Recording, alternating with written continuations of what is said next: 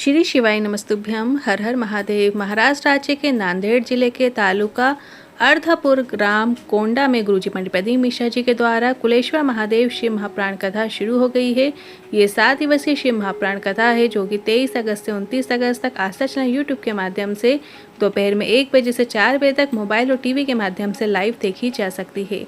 आज की कथा पंडाल में नहीं हुई, गुरुजी ने जजमान के घर से ही ऑनलाइन कथा करी है, जिसकी जानकारी आपको इस वीडियो में देंगे। साथ ही 26 अगस्त कृष्ण जन्माष्टमी और सोमवार अष्टमी के अवसर पर कौन सा मनोकामना पूर्ति उपाय करना है, उसकी भी जानकारी आपको इसी वीडियो के माध्यम से प्राप्त होने वाली है।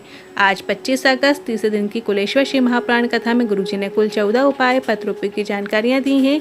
सभी की जानकारी आपको इसी वीडियो के माध्यम से प्राप्त होने वाली है।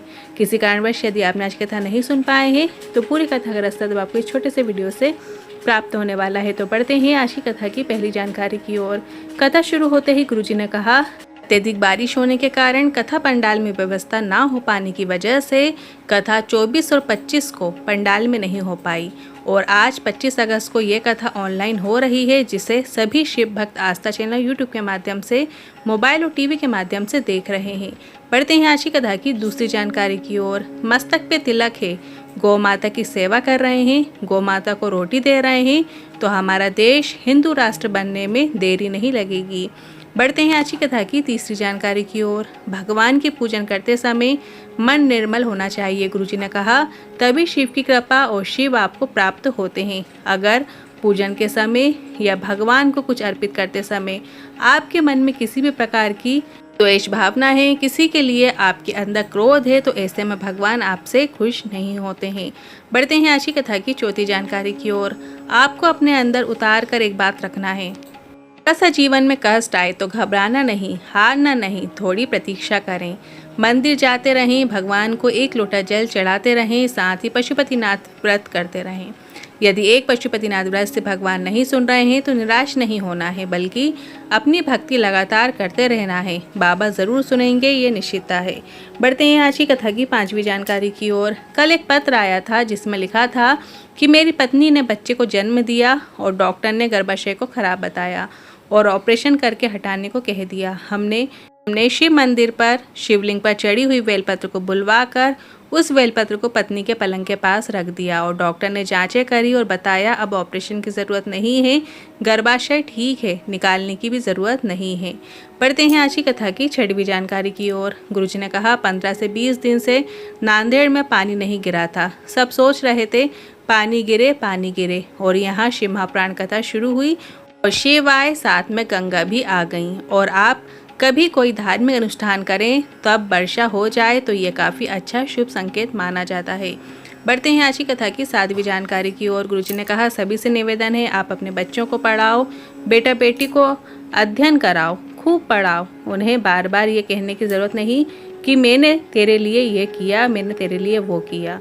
ऐसा आप बार बार बोलोगे तो बच्चे भी बोल देंगे कि सबके माँ बाप करते हैं, बल्कि आपको ऐसा संस्कारों का सिंचन करना है कि आपके बच्चे स्वयं सोचें कि मेरे माता पिता मेरे लिए कितना करते हैं, मुझे भी उनके लिए जीवन में सफल होकर दिखाना है। बढ़ते हैं आज की कथा की 8वीं जानकारी की ओर। हम दुनिया के लोगों से मांगते हैं, दुनिया के लोगों के सामने हाथ फैलाते हैं, पर जितना उनके सामने प्रयास करते हैं उतना प्रयास अगर हम भोलेनाथ से करें तो भोलेनाथ के पास जाने का प्रयास करें, भोलेनाथ की भक्ति करने का प्रयास करें। बढ़ते हैं आज की कथा की 9वीं जानकारी की ओर। एक पत्र आया संगमेश्वर जी का। डिग्री पूरी होने के बाद 12 साल बाद बीएड पूरा हुआ। मेरी पढ़ाई होने के बाद भी मैं परीक्षा देता रहा पर कहीं भी नौकरी नहीं लग रही थी। अभी मेरी दीदी ने कहा पशुपतिनाथ व्रत रखो, फिर मैंने प्रसाद बनाया, पूरा व्रत रखा, फिर भी भोलेनाथ जी ने मेरी नहीं सुनी। मेरी बहन ने बाबा पर भरोसा बनाए रखने को कहा और मैंने दोबारा पशुपतिनाथ व्रत रखा और पिछला एक एग्ज़ाम जिसको मैंने कई वर्षों पहले दिया था उसका परिणाम आया और मैं शिक्षक बन गया हूँ, उसी का आभार व्यक्त करने आया हूँ। बढ़ते हैं आज की कथा की 10वीं जानकारी की ओर। गुरुजी ने कहा, आप किसी को जो देंगे वो आपको मिलेगा। आप भक्ति देंगे, कीर्तन देंगे तो आपको भक्ति और कीर्तन मिलेगा, पर अगर आप किसी को क्रोध देंगे, गाली देंगे तो आपको भी वही प्राप्त होगा, ये निश्चितता है। बढ़ते हैं आज की कथा की 11वीं जानकारी की ओर। अगली शिव महाप्राण कथा 3 सितंबर से 9 सितंबर तक गुड़गांव में होगी। इस कथा का नाम फुलेरा शिव महाप्राण कथा होगा। जिसका समय दोपहर में 1 बजे से 4 बजे तक रहेगा, जिसे आप आस्था चैनल और यूट्यूब के माध्यम से श्रवण कर पाएंगे।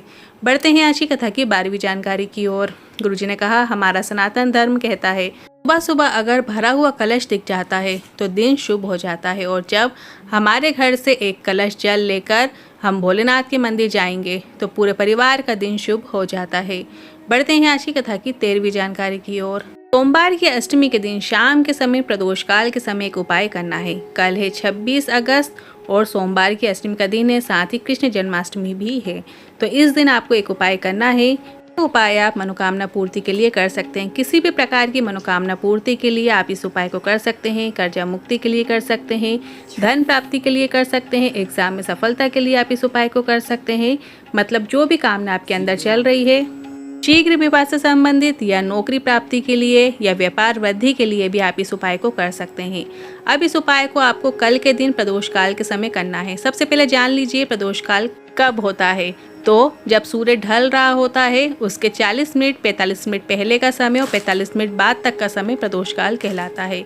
इस बीच में आपको इस विशेष उपाय को शिवालय में जाकर करना है। आपको शिवलिंग पर एक बेलपत्र अर्पित करना है, पर उस बेलपत्र को आपको किस तरीके से अर्पित करना है ध्यान से सुनिएगा।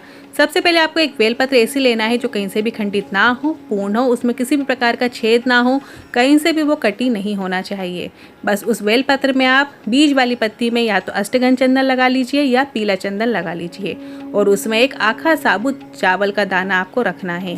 सीधे हाथ में आपको इस बेलपत्र को रख लेना है, जिसमें आपने बीज वाली पत्ती में पीला चंदन लगा लिया, एक अक्षत का दाना चावल का रख लिया है। इसके बाद आप श्री शिवाय नमस्तुभ्यं बोलते हुए, अपने मन की कामना बोलते हुए और फिर से श्री शिवाय नमस्तुभ्यं बोलते हुए आप या तो श्री शिवाय नमस्तुभ्यं के अलावा नमः शिवाय या ओम नमः शिवाय मंत्र का भी स्मरण कर सकते हैं।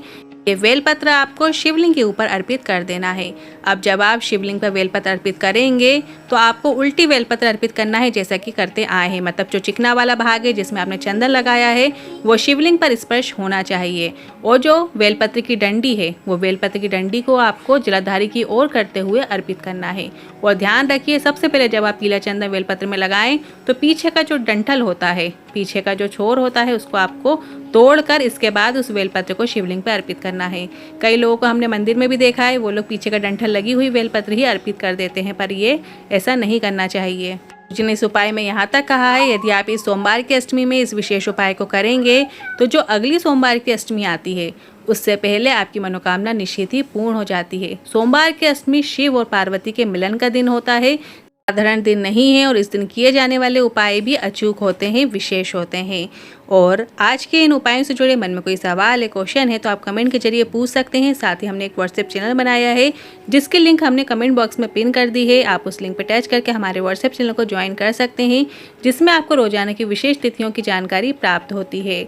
हर हर महादेव, श्री शिवाय नमस्तुभ्यं।